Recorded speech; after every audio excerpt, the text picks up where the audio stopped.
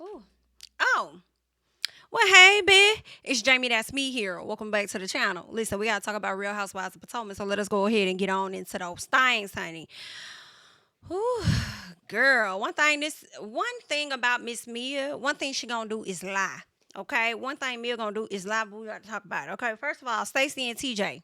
Okay, they over there at her new crash pad or whatever. They over there about to paint. They're awkward, so it makes sense why they're together. They're both awkward to me.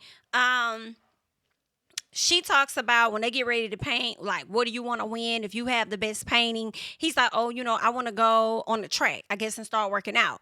She's like, oh, well, if I win, then I want to have a spa day for TJ. I said, if you win, you want to have a spa day for him? You the one going through the divorce. You the one I would think is stressed the hell out. And you want to sit up there and have a spa day for him? I mean, at least you could have said, well, we could do a couple spa day or something, bitch. But okay, girl, whatever. Anywho, so she wants him to have a spa day. He didn't seem to be too excited or something. And she was like, oh, TJ, I'm flirting with you. TJ. I don't. They so awkward, bro. I see why they are together. When Wendy said they give two, what is it, church kids in Bible school or something like that, she ain't never lie. That's a piece of what is given for sure. What else is going on here? So she had to tell no. So she first of all, when it came down to it, I felt like she did a better job painting him than he did painting her. But either way, TJ wins, so it really don't damn matter, right? She gives him an update on the divorce and everything and let him know where they are with that. And then she also tells him about the ladies and what they had to say about him and how they feel like he's technically playing her because he's a man that's not really interested in hunching on her and all this other stuff or whatever. So that's that. TJ's like, I don't really give a damn what they got to say about me. They haven't even met me yet to really know me. So it is what it is. Okay. He's brushing it off. Can I also say at the end of the day, I do feel like Miss Stacy does like TJ more than TJ actually likes her. I don't think that is actually a good thing. I do feel like women should get a man that may like them a tad bit more, but I don't know. Some ladies take advantage of that too, child. I don't damn know, girl. Either way, good luck to you. I hope that this works out for Stacey ultimately. In the end, because I know that this is something that she truly desires, and I'm not gonna say that TJ is gay because I don't know that he is. A lot of people have been insinuating that, but whether he is or he isn't, whatever that man can do, we want to do, child. That's his life. I still don't think that he's interested in her. Period. Like not like that. I think I feel like TJ is going to, I don't know why, y'all, but I really feel like TJ is going to be here for the time that she needs him as she gets through this divorce. Once this divorce is finalized, I cannot say that TJ is going to stay around. I feel like what Miss Stacy sees is what she gets.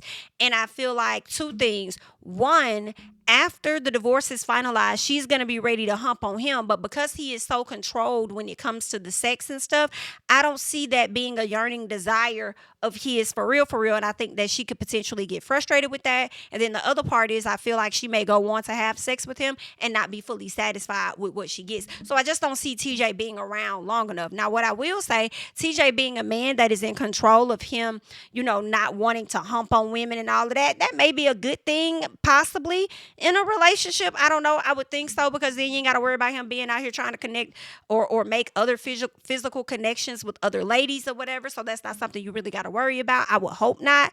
But I don't know. I just don't think Stacey's going to be satisfied with that in the end. And I also feel like as she continues to be on this show, I do believe a lot of guys are going to be in her DMs. And with these guys being in her DMs, I feel like she's going to be open to dating and not just be sold fully on TJ. Not to mention, I also feel like she's going to watch this season back and see how much she's just all over him and allowing him to take her breath away. That Maybe she's critiquing herself a bit and may need to pull back. But we'll see at a later time. Either way, girl, good luck, okay? Now let's go ahead and move on to Ashley and Gizelle. So they're outside, kicking it, chilling, and Ashley opens up about her mother, and she lets Gizelle know that her mother has a heart blockage, something going on with her heart. I believe she may have said that she has a heart disease or something. So her mother is battling that. Not a whole lot I want to say about the sit down with Gizelle and Ashley. The main thing I just wanted to highlight was Ashley going into her confessional, and she said that she has to take a hands-on approach with her mom now that her mom is sick. And I'm like, Ashley, baby, you have always, in my opinion, by way of Michael's money, I feel like you have always taken a hands-on approach with your mother. And I feel for you a bit. I hate that your mom is going through that. I feel for you because it's going to be a task. I do think your mama don't listen. You have been preaching and you're still waiting for the cows to come home because you've been preaching about her leaving that man.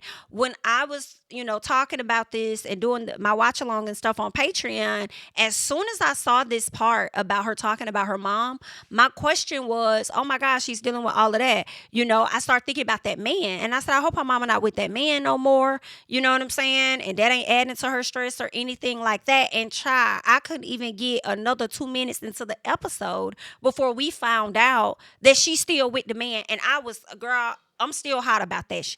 But we'll get to that, okay? Let's finish this segment because Karen does come and she sits down with the ladies. And Karen talks to them about the case, all right? But not necessarily talks about the case. See, it's this game she keep playing. One day she want to talk and then the next she don't. I want to get into it, but I can't talk about it, okay? That's what Miss Karen was giving, okay? She was talking about how she's really scared. She's nervous. She doesn't know what's going to happen. And my question is, with the charges, what is it that Karen is truly facing? Are you facing jail time? Are you facing your license being revoked? What are some of the things that's on the table for you? I'm sure you're scared because of your reputation potentially being ruined. Should these charges go through or something, you be found guilty or whatnot. Or are you more so worried about you having to be behind bars for maybe 3 months or something like that? That is what I'm wondering. That would be crazy if Karen had a mugshot and she was arrested. I don't know. I mean, because did they arrest her or did she just leave the scene when she, the first time they charged her with the DUI? Okay, I don't know. Maybe Karen hurried up and got those record seals so people couldn't really see all of that, okay? I don't know, but I also feel like Karen will wear her mugshot and jazz it up just a bit. At least that's what I'm thinking. Let's keep going. All right. So Gizelle asked her, she was like, so is this like a trial or like, what is this? Karen says, I can't talk about it. Well, BITCH, and I do mean heavy on the BITCH. Okay. Ma'am, don't talk about it with us then. If you can't talk about it. I mean, because we're going to have questions and you can't, so just don't do anything. Please save yourself. Save yourself, okay? So Karen then deflects and says, girl, enough about me, okay? Because I didn't really come here for all of that. I'm going to give you a little piece. I'm not going to give you a whole lot, all right? So with that being understood, I want to know how you're feeling considering the fact that Jamal has given a whole lot to someone else and he has decided to, marry her. Like, can you let the people know, like, exactly how are you feeling about that? Gizelle said, I feel no ways. No. I feel no ways because you know what? I actually talked to him and told him that he need to get married because he's the pastor of New Birth. And in order for him to keep that position that he has in New Birth, he should go ahead and just get married. Now, I don't know why Gizelle tried to make it appear as though the only reason why he married that lady was because she told him to marry somebody, was to get married. Well, something about that. I feel like Gizelle is slightly bothered. I think Gizelle is slightly, not a whole lot, just slightly bothered. I feel like when she said that, Jamal met with the girls, told the girls like, hey, I'm getting married or whatever the case was. She was like, the girls looked confused because they didn't even know he was dating. Well, that means to me that you don't know or you didn't know he was dating. So I think it really caught you by surprise more than anything. Okay. So yeah, that's what I think. I think he caught you by surprise more than it caught the girls by surprise. And you tried to deflect and say that it was the girls that was feeling away or looking at him all confused or whatever. Because I feel like the way you have such open conversations with your kids and all of that, girl, I think that you would have told your daughters, your dad's dating somebody right now. He didn't tell you about it. I can see that. So that was you more so feeling away. Thanks for confirming. All right. So there's that. All right. Gizelle says she doesn't care about that. Karen says something about how, she's concerned about Gizelle. She wants her to be happy. Basically, Karen is ready for Gizelle to meet somebody at the altar in her white dress. And Miss Gizelle said, baby, that's not what I'm looking for. Okay. I'm looking for me a little piece of friend. That's what I'm not looking for a whole marriage, girl. I'm looking for a little friend I can hang out with, do this or that with, and we good. We see each other. I'm not trying to be over there faking and fronting over there with Jamal. Now, I did that on the previous season when I brought that man on the show, and we wondering where the hell he at. Okay, where he at? What happened to him?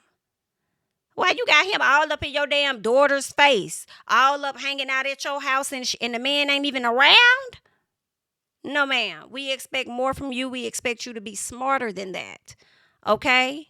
At your age and you being a reality star. Like, girl, no, man. I don't care if he's a reality star too, but you just don't need to be having all these folks around your kids like that. Okay? Only for us to get to this new season and you ain't even got no man to show for it. The one you was dating last season. I'm not finna sit up here and play with you, Gizelle. Okay? No, ma'am. All right? Let's keep going. Okay. All right, let's see. Wendy's mom. Okay. First of all, yes, yeah. We still don't know what's going on with Gizelle and that man. Figure it out. Wendy is at the table with her kids, her husband. I'm not sure if that was I'm just going to say a family relative, and then her mother, okay? Two of the children have graduated. I believe her daughter, Cameron, I think her name is Cameron. I think Cameron has graduated from kindergarten, if I'm not mistaken, I think. And then you have the other son that I think the middle son has gone from elementary to junior high. So they're pretty much celebrating because it looks like they both may have had their graduation days on the same day or something. But either way, okay, it was a nice moment, all right? Sitting at the table, I'll be honest, when I see Wendy's mom, I do get a slight bit annoyed. I just don't enjoy seeing her. In all honesty, I do feel like when she comes on the show, in my opinion, not yours, but mine, when she comes on the show, I get the sense that she tries to upstage Wendy sometimes. It's something about it. I don't like when she tries to act like it's about her.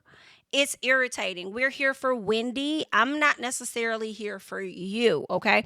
I could do without her in my personal, okay? When Wendy starts talking, I think Wendy was talking to the kids, and then the mom said something about Wendy, I guess, being in her stomach, and Wendy said, this is not about you right now. I said, I know that's right, because every time I see her, this is exactly what I think. It's not about you right now, okay? Her mother brings up her not getting her allowance. I guess Wendy sends her $500 every so often, okay? Wendy also goes on to say that is the expectation of the Nigerian culture. The parents expect that after they raise you, then you take care of them. And I'm like, girl, that's not just Nigerian culture, girl. That's a lot of people's culture. That is a lot of the expectation of parents, okay? That you come back and you take care of them or whatnot. But, I guess, child. Anyway, so Wendy talks about her all-white party that she's having, and she invited Eddie's parents as well as his siblings. Well, the parents are not coming. I do feel like they use the grandkids as an excuse. The siblings are coming, and the reason the siblings are coming is because they want to come. But they're not going to have their children just be with just random people. So they only trust their parents with their kids. So with that being said, the kids will be with the parents, and the parents will not be coming to the actual, birthday party or whatever. So just the siblings. So Eddie is like, well, at least my siblings will be there. That's a step in the right direction. I am happy about that. I wonder how Wendy would have felt, or did she even consider maybe having, child care at the location that they're going to be at, and maybe that would have fixed some stuff to see if the parents would have wanted to come. Or we'll have childcare there, so it's not like you guys won't have access to your kids. They'll be right inside while we'll be outside or whatever. This is the person. Or we have space still at the facility where the party's gonna be at, and the parents, if they feel comfortable enough, like they could just watch the kids there. I wonder, but honestly, it wouldn't have mattered because clearly they not effing with Wendy nor Wendy's family. So whatever excuse they could come up with, they'll take. So if Wendy did not go out of her way to make any accommodations or anything for them, I can't really blame her because we all know that they're full of shit, basically. Okay. What else is going on? I think that was it. Oh, Wendy did say something that I really liked, that she just talked about having trust funds for her kids. And part of the requirement is that they get a master's degree. Now, I do question if she's going to keep it that way. Because maybe one of her kids may feel like, hey, college ain't for me, but listen, Ma, I got this idea. This is what I want to do. I wonder if she's going to change that and just say, hey, a bachelor's is good. You don't have to get the master's, but at least get the bachelor's and we're good, or what that's going to be. But I thought that was nice. Let's get to Ashley and her mom, Sheila. So Ashley knows her mom has a heart issue, but did she offer her mother alcohol? I heard her say olive oil. Like, did you want did you want olive oil? Did you want a drink or something? She said, but it had suds to it. So I'm like, it had a buzz. I'm like, was that champagne of some sort? And you made your mom like a mimosa? And maybe that doesn't affect her, the heart issue her mom has. But I was just like, if you know that, why would you give her that? I don't. Correct me in the comments, because I don't know nothing about no drink of olive oil, drink, juice. Well, I don't know nothing about it. Okay, educate me, girl. Because it looked like she gave her mama a piece of alcohol for me. All right. Now, she tells her mom about her being closer to getting her divorce after they go to mediation or whatnot and figure out some things. And then, she could be divorced as soon as June, which seems to be in a month or so, right? Her mom tells her that she's really proud of her because she's doing what she isn't able to do. Actually, I said that. Her mom said she was proud of her. I said that her mom is proud of you because you're doing what she isn't able to do. You're leaving a wealthy man, okay? Or rich, whatever. You're leaving a man that has money. Meanwhile, she's still struggling to leave a man that ain't got shit. Okay? Yikes. Yikey dikey. We hate to see it. I know I do. That really pissed me the hell off, that you were that old in age, that you would sit up there and deal with it that ain't even meeting you halfway financially. And then it don't even seem like her mom's married. She just keeps saying you're a partner. So I'm like, are you married to, like, sometimes people say partner, whether it's a girlfriend or a boyfriend, boyfriend or husband, wife. Sometimes they say partner, but my question, like, what's the situation? What's really going on? Either way, you're sitting there with a man that let Ashley tell it if she wasn't helping y'all out, y'all would be living in a damn tent. Then Ashley asked her mom, like, hey, is he starting to help you out, help around the house, help you out, basically financially. Her mom says, he's starting. Ashley said, well, is it enough? BITCH. Why you lying? That man ain't helping. If it ain't enough, he really ain't helping. He's not. You said enough to Ashley in that moment for Ashley to not get on your ass like she did a few years ago. Because you know how she feels about that man. As you said. That man ain't got no job. And that man ain't helping. Now, if he is coming across a little piece of coin, he might give you $5 to $20 here or there, if that. But ain't no way I'll be sitting up there letting that nan nigga catch a free ride up off of me. Okay. Got to be a countrified ass fool for me. Hello? Girl, no man, pack him up. Pack him up. Pack him up, Your Honor. Pack him up. Now, Ashley feels the need, and I hate the pressure that's about to be on her, regardless of how much she gets on my nerves. Ashley is going to have to not only continue to support you financially, but physically and mentally, I'm sure, as you're about to endure all of this. Ain't no way you that old, 58 years of age, about to have a heart situation, and you're dealing with a piece of a man. Ma'am, you really can do bad all by yourself, because it's given that that's what you've been doing anyway. Now, I don't know if it's the idea of being alone as to why you're hanging on to him or what. But Ashley, you need to get your mama snatched. You need to put her in Karen Huger boot camp or something, in my opinion. I don't know. I be seeing the people be taking, whatever they taking with the big O, and it be helping them lose weight or whatever. I don't know if it helps whatever heart things or stuff your mom may have going on, cholesterol or what all that other stuff is she may have dealing with. But maybe she could slim down just a little piece, okay? Maybe she can go get that Karen Huger snatch back, okay? So maybe she can go get that snatched back and be out here and get her a whole nother man. That's what she should have about been using her money on. Just a little piece. I know she needed it for survival, but sometimes, girl, you got to use what you got to get what you want. And if you ain't got it, you about need to go get it. And when you go get it from the best doctor that you can find. Okay, maybe Ashley was trying to give Miss Sheila a makeover or something like that, and Miss Sheila was like, I don't want that. Just give me my piece of wig, let me throw it on. And let me go ahead about my business. Sheila, girl, I feel like that man that you're with has contributed to the hard situations that you're dealing with. I do. I mean, on top of your own behavior, I'm sure. But for you to be as old as you are, and this man has been around before 2018, and isn't he the father to one of Ashley's siblings? And you still over there just hanging on, and he's not helping you? There has to be more to life even at 58, girl. Okay? Like, I just can't. I don't. I feel like at that age, you should probably have you a few friends. Okay? That's probably why y'all old folks be calling them your little friend. Okay? When y'all be talking to the young folks, oh, that's your little friend. Knowing that's their boyfriend, that's your little friend. You should have a few little friends that can do different things for you. Okay? Because I know the older women be having a few friends now. Okay? You need to have a few, at least 5 of them.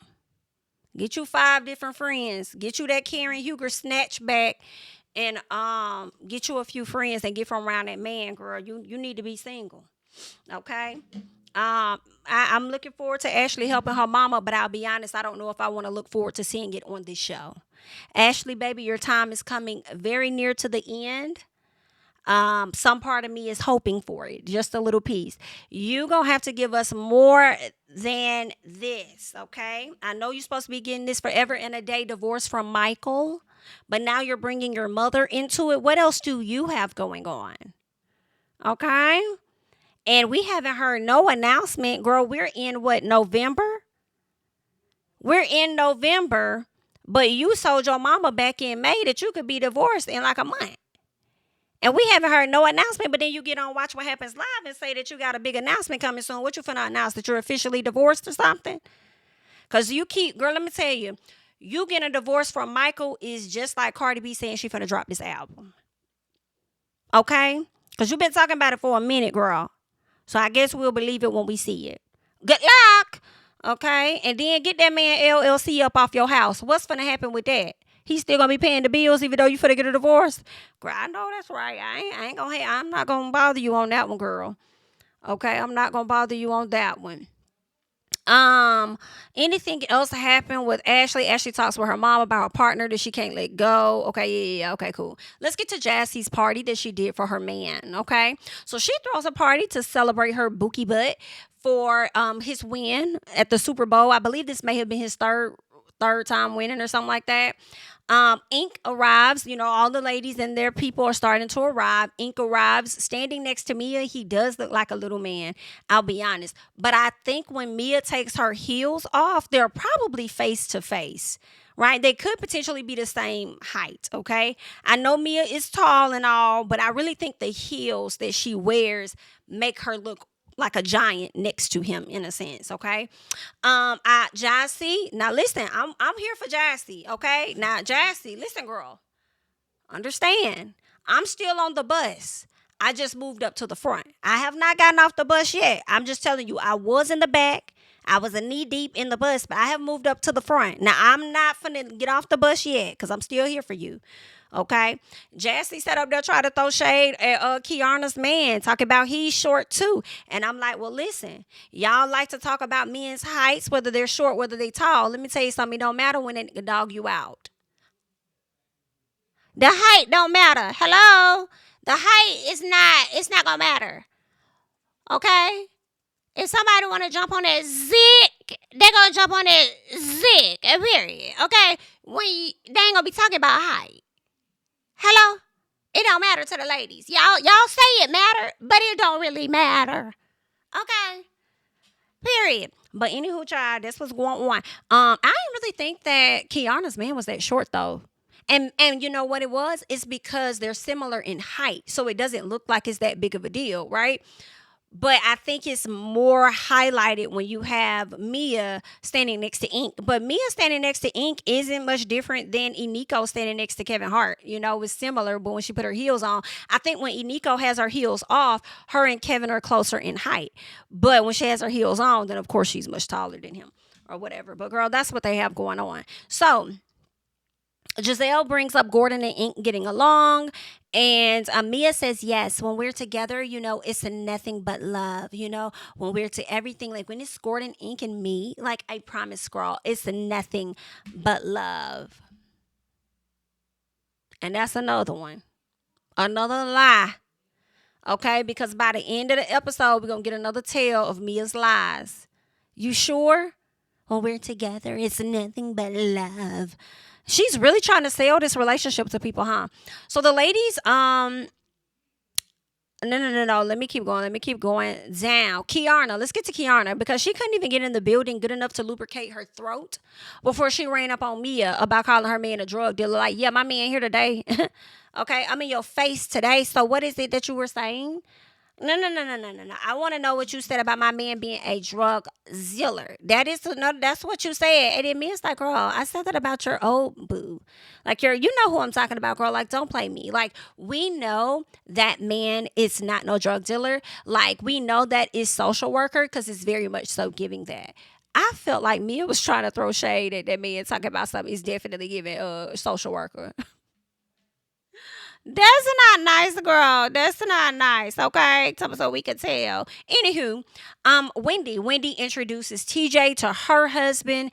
Ashley sees this is a perfect time for her to go over and to be nosy and inquire about TJ and, you know, Stacy and saying she said that you guys were friends. And he's like, yeah, taking it easy, taking it smooth. She's like, well, what do you guys do together? He's like, well, we just went to the zoo the other day.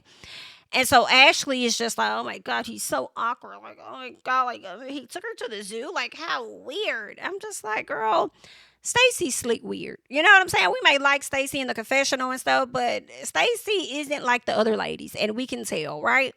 TJ is right up her alley for the moment. TJ is right up her alley. Like, I'm not finna sit up here and heavily critique them, the two of them. Like, girl, whatever they're gonna do it, okay? So Jassie's man arrives, and of course he speaks to everybody. He talks about the White House because Wendy did inquire. He tells her what that experience was like, so that was cool. I do like how he didn't code switch with his voice or anything. I don't know why. Like, he came in there suited and booted.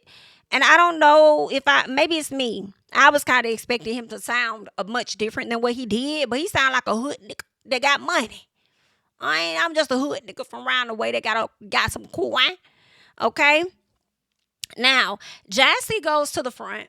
She gives a speech in honor of her man and everything. And one part of the speech was, and primarily the only thing I really captured was, what's for you, what God has for you is for you and can't nobody take it away. I was confused because I'm like, why would you say that?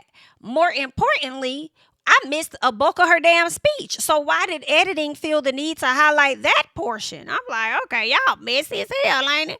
Okay. What's for you is for you. Let no one take, what God has for you is for you and no one can take that away. So, of course, some people going to try and tie this to her supposedly being a side chick to the man. Okay, and she'd have took that man from that lady or whatever the case is. All right, and he was, and basically she's saying God says he's for her because what's for you is for you. Girl, I can't. I said, I see what y'all tried to do. I see y'all. I see what y'all did. So, anywho, Mia, she's over there confronting Karen, saying, "Yeah, Gizelle told me that whole shit that you said about me." And I said, "Who? Who is she? Is she talking to Jossie? Who is she talking to? Did y'all not have a shot of Karen's face at the time? Did y'all use Jossie's face? Because I'm looking like, is she talking to her? Come to find out, she was talking to Karen. Gizelle pulled them both to the side to have a conversation, okay? They talk about Mia being addicted to opioids, okay? Because Karen didn't like the things she was putting out there about her. So Mia's like, yeah, I was addicted to opioids, after my C-section. Get in a confessional, talk about after her C-section, due to the medication they gave her, she got addicted to it. I said, Mia, that medication don't even be that deep like that. It don't even much be that deep like that. But at the same time, girl, I don't know what your triggers are and how your body is really set up ultimately, okay? I know how that mouth set up because it be giving lies, but I'm just saying, I don't know what be going on all up in here with yours. Maybe it could have been addicting. But what was really crazy for me was you sitting there saying that it's what made you open the joint chiropractic. Mia, we need you.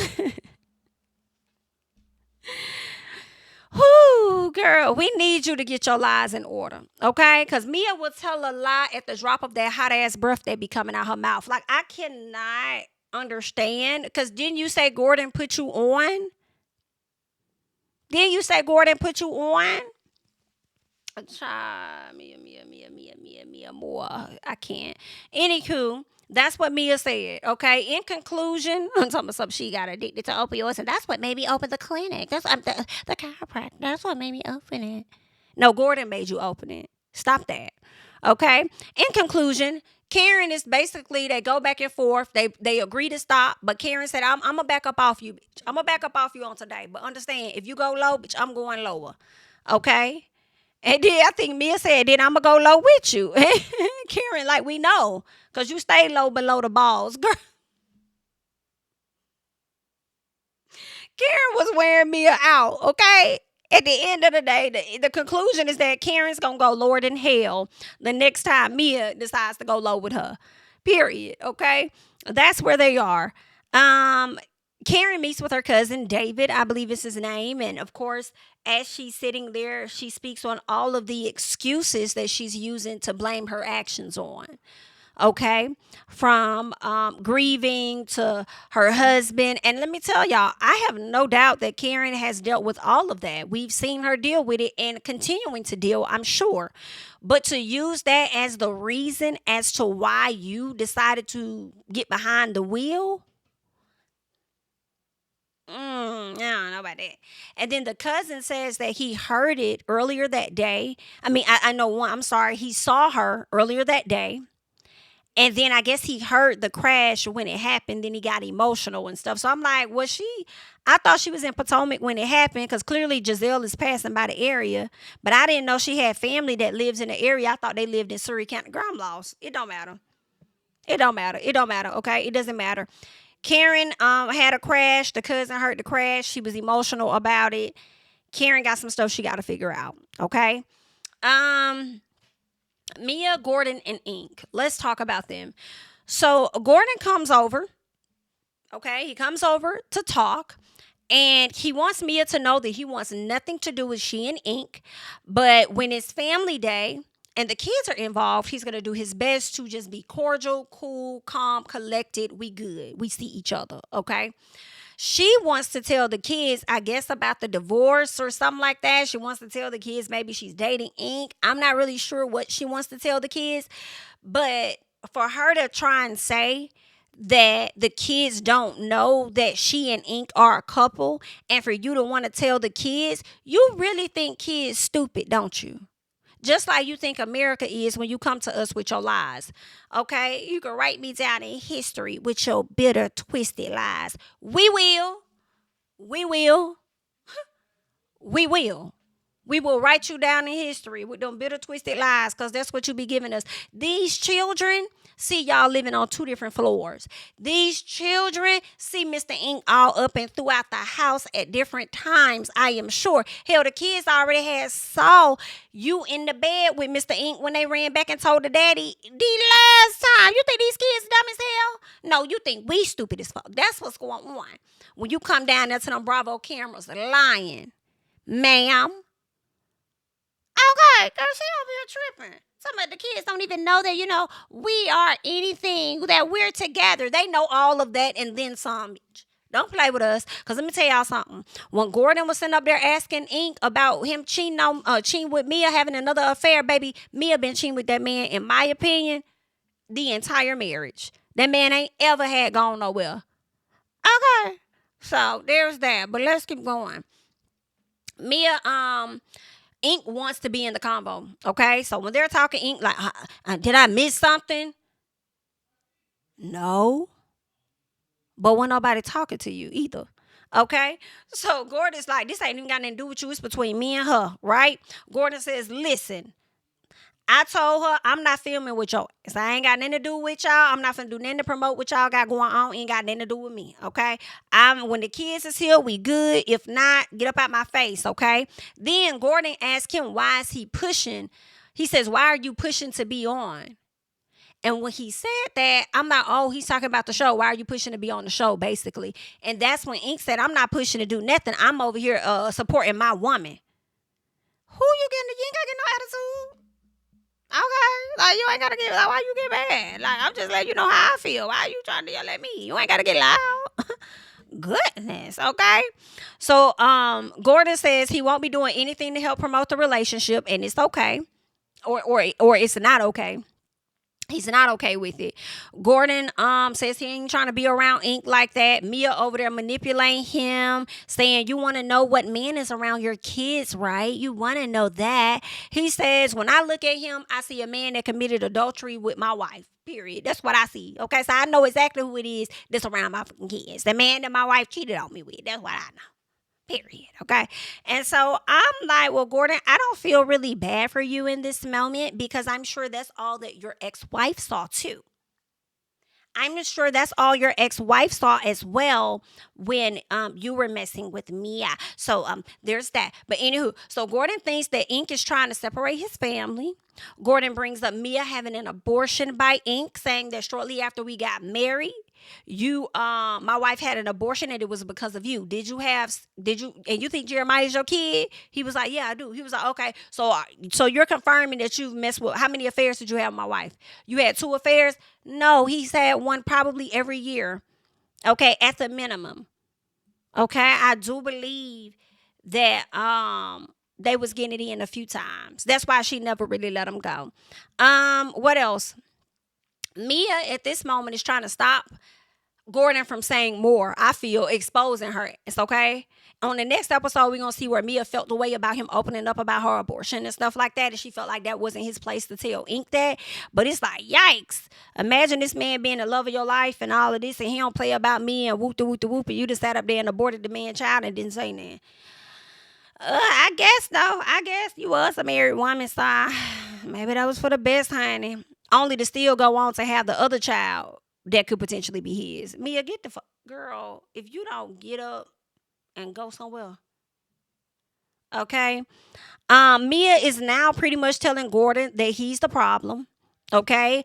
Talking about everything that he's put her through and everything. And you know what you did, Gordon. See, this is what I'm getting from Mia. Whenever Gordon does not agree or support what she wants, whenever she can't get into his psyche about things, she tries to blame, or not tries, she blames his manic bipolar or bipolar manic, or whichever way you say it. She blames that. She blames it on that. And I'm like, Gordon was making a lot of sense here, and he didn't seem like he was manic about a damn thing at all. You know, so I don't know. I just feel like she uses that as an excuse to excuse her own behavior, but then to put blame off on him. Child, I can't. Anywho, when everything was said and done and Gordon left, Mia goes over and sits by sits by Ink and then says that she's sorry. I said, why are you apologizing to Ink? If anything, he should have been sorry because he the one that got loud with Gordon and could have potentially changed the energy of the entire room. When all Gordon said, why are you pushing on? Why are you pushing on this? Or why are you trying to push on this? Or push something, he said. Basically, push to be on. Why are you trying to push to be on? I ain't pushing to be on. I ain't pushing nothing. I'm trying to support my girl. Like, chill out, bro. Chill out. You're doing too much. Calm down. Okay? And she over there apologizing to him. Get the hell out of here. Then Ink like, yeah, all of this and that, and we don't want the kids to be hearing that profanity. You're being very performative, sir, in front of the cameras. I want you to know that. Because if you cared about those kids, you wouldn't have been in there getting loud with their daddy. So don't tell me shit about the kids don't need to hear that profanity and all this and that. The kids also didn't need to see their mama in bed with Santa Claus, which happened to be you. Okay? And it wasn't even Christmas. So, yikes. Let's not. Don't act like you give a damn about the kids trying to pander to the audience. No. It's giving performative. It's giving see-through. You and her. No, thank you. Mia says the kids didn't even know that they were an item. BITCH is crazy. Thinks the kids is stupid. That's the end result for me. Kids know all of what the hell is going on. Okay? Period. Y'all don't be trying to hide too much from the kids, because if you did, you would have had Ink. Since you think he looks out for the kids and the kids so comfortable, he could have took that as downstairs or something. Let's go downstairs and grab something while the parents have a talk or something like that. Since he's so comfortable being around the kids and they hugging them and feel safe around them. Instead, you sent them to the very next room as if them walls ain't thin as hell, like they can't hear everything that's going on. Mia, go away. Y'all can go away. Move around, please. Thank you. Don't touch that. Just pick your stuff up and keep going, honey. Just pick it up. Thank you. Thank you. Bye, honey. Thank you. That is all that I have at this time. I am Jami. That's me, honey. Don't forget to like, comment, subscribe, share my videos. Follow me on Instagram, X. Girl, I ain't even want to say X, girl. Y'all know it's really giving Twitter for me, and BLUESKY, honey. Follow me on BLUESKY. I'm liking BLUESKY. BLUESKY, for the people that's been wondering what the hell BLUESKY is, BLUESKY is not too different from Twitter. Okay, the same person that created Twitter went over to create BLUESKY. He ended up leaving the company earlier this year, though, and he ended up leaving the company. Early, I think sometime in the springtime, he left the company. So there are some other people that are in charge of the app, but they pretty much kept the entire structure of what he created to begin with. Okay, and it looks just like Twitter. It's just a different color or whatever. At least my screen is like blue. So I don't know if they have a white one. They might, but it looks just like Twitter, operates just like Twitter, and I love it. A lot of the celebrities are leaving because they can't do Twitter. They don't like the fact that Elon Musk had so much of a hand in this election, and a lot of people believe that some scamming things had went on with the election. The same way they were trying to say about when Biden ran and how they tried to say that it was some voter fraud going on. The people are believing that it definitely happened this time around. And Elon Musk had a hand in it and stuff. People are alleging and things, and people just not fucking with him. Okay. And a lot of the different, racist things and different stuff that's been happening on that app, people have been leaving and coming to BLUESKY. And although I've been enjoying BLUESKY, I do feel like it's only a matter of time before those same individuals make their way. I saw one lady that was problematic over on Twitter. She made her way over to BLUESKY, and the people started reporting her page and got her ass kicked out. It was funny. But aside from that, the good thing about BLUESKY is I feel like you can kind of shape your timeline now. Just for now, you can. Okay. With Twitter, you're going to continue to get a lot of the BS down the news feed. But right now, news feed is giving real calm, cool, collected. I'm enjoying it. So if you're over there, make sure you follow me over there. And it's Jami. That's me. Y'all already know how that go. I'm going to catch you guys in the next one, honey. Bye-bye.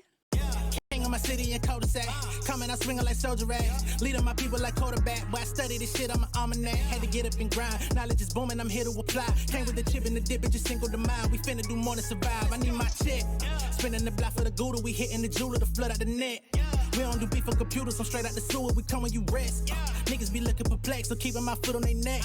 No map, I trust my gut for the quest. With drama, I'm fully abreast. I was ready for years and they doubted me. All of a sudden, they tell me they proud of me. I've been dropping these haters like calories. Cross them out, I came back with some boundaries. Stand for my honor, but too raw, no corner. Packing the stick with a drummer. When I catch my bad, won't fumble. I done came too far to be humble.